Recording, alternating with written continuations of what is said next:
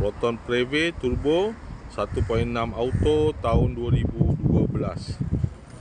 Kereta dah cantik, condition semua okey, tak ada masalah. Kereta ni hanya boleh loan kedai sahaja.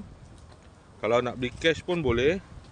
Kalau berminat boleh datang kedai, tengok kereta, boleh test drive.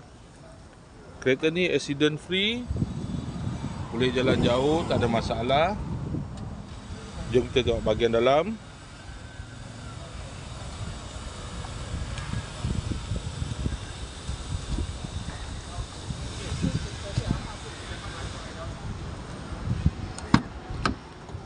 Dalam masih cantik lagi.